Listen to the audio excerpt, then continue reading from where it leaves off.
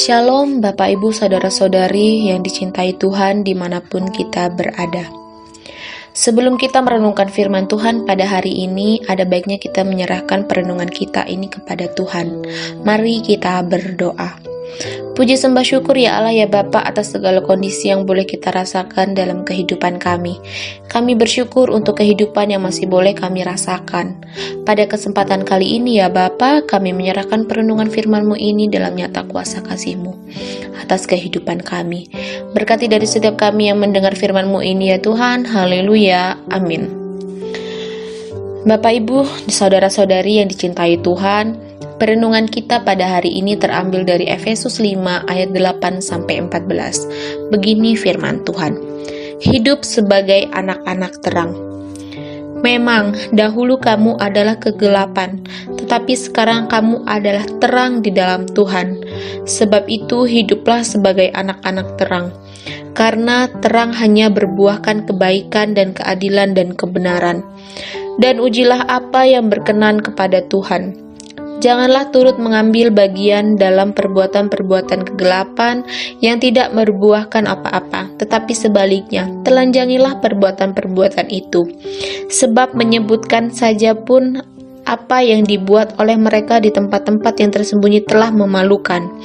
Tetapi segala sesuatu yang sudah ditelanjangi oleh terang itu menjadi nampak. Sebab semua yang nampak adalah terang. Itulah sebabnya dikatakan, bangunlah, hai kamu yang tidur dan bangkitlah dari antara orang mati, dan Kristus akan bercahaya atas kamu. Amin. Bapak Ibu yang terkasih di dalam Tuhan, hidup tidak pernah terlepas dari kondisi ajek dan mandek.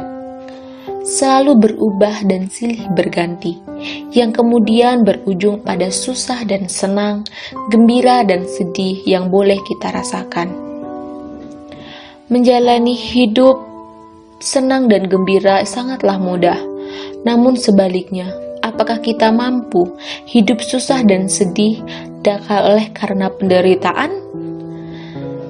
Bapak Ibu yang terkasih di dalam Tuhan, banyak orang yang tidak sanggup menjalaninya.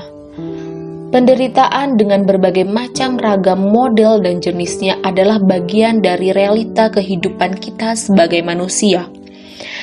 Atas realita kehidupan yang demikian ini, manusia merespon dengan beragam sikap dan cara yang berbeda-beda. Ada yang meresponnya dengan negatif, namun ada juga yang meresponnya dengan sikap positif.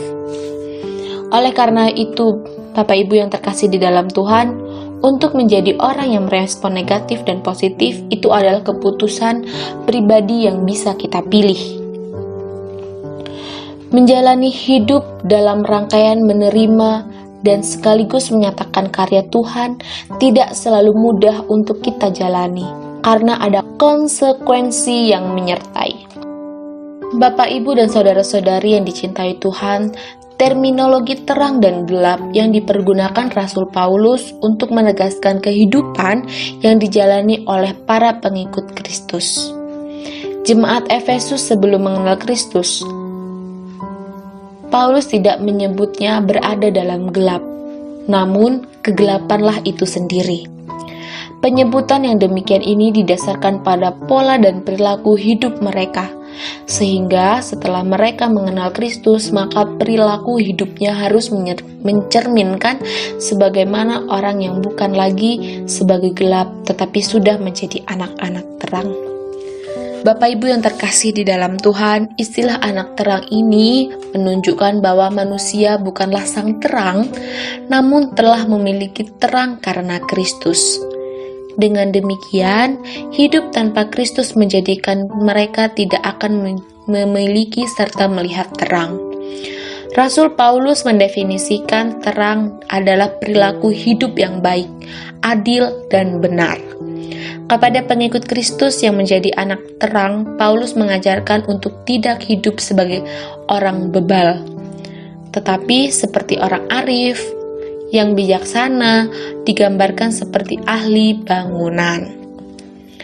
Bapak Ibu yang terkasih dalam Tuhan, artinya orang yang selalu berhati-hati dalam tindakan karena mempertimbangkan segala dampak dari apapun yang dia perbuat. Itulah orang yang bijaksana. Sedangkan orang bebal, maknanya adalah kebalikan dari orang arif. Bapak Ibu yang terkasih dalam Tuhan, seperti yang sudah kita dengarkan dari perikop ini, bahwa hidup manusia sangatlah dinamis, sehingga banyak peristiwa yang sudah kita alami. Seperti yang sudah tertulis dalam Efesus 5 ayat 8-14 tadi. Kita sudah dikeluarkan dari kegelapan, kita sudah menjadi anak-anak terang. Begitu juga pada kehidupan kita pada saat ini. Hidup itu juga harus berkembang, sejalan dengan perkembangan dan kemajuan. Dari sekian banyak peristiwa yang terjadi dalam hidup, bisa menjadikan itu bahan untuk dapat kita tuturkan atau ceritakan. Bapak Ibu yang terkasih dalam Tuhan, sekalipun memang perlu adanya seleksi peristiwa, mana yang layak untuk kita tuturkan, mana yang tidak, itu akan sangat memberi dampak bagi siapapun yang mendengarnya. Oleh karena itu, kita sangat perlu untuk menyeleksi peristiwa apa yang bisa kita tuturkan atau kita ceritakan kepada orang lain. Bapak Ibu yang terkasih dalam Tuhan, dalam penghayatan iman, kita patut bersyukur karena hidup manusia senantiasa ada dalam campur tangan Tuhan, dan Tuhan tidak pernah sekalipun meninggalkan kita. Dengan rasa bersyukur atas kehidupan kita, atas apa yang terjadi dalam kehidupan kita bisa memperkaryakannya dalam menuturkan kisah hidup, sebagai tanda syukur kita atas Tuhan telah menyertai hidup kita. Dalam penghayatan iman, ini sama artinya seperti memberitakan karya Tuhan atas apa yang terjadi dalam kehidupan kita. Oleh karena itu, Bapak Ibu yang terkasih di dalam Tuhan, di masa Prapaskah sekarang ini, saya mengajak kita semua untuk menghayati pentingnya memberitakan karya Allah kita lewat kehidupan kita sehari-hari. Sebelum kita menutup renungan ini, ada baiknya kita berdoa. Terima kasih ya sumber kehidupan atas firman-Mu pada saat ini, di mana kami disadarkan atas perbuatan kasih keselamatan yang selalu kami rasakan dalam kehidupan kami. Ajar kami untuk bisa menjadi orang yang bijak, yang selalu dapat menyenangkan hati-Mu, dengan kami memberitakan karya keselamatan-Mu. Berkati kami selalu ya Tuhan, baik dalam kondisi bahagia, maupun kami yang sedang dalam penderitaan. Karena kami percaya Tuhan selalu ada untuk kami. Amin.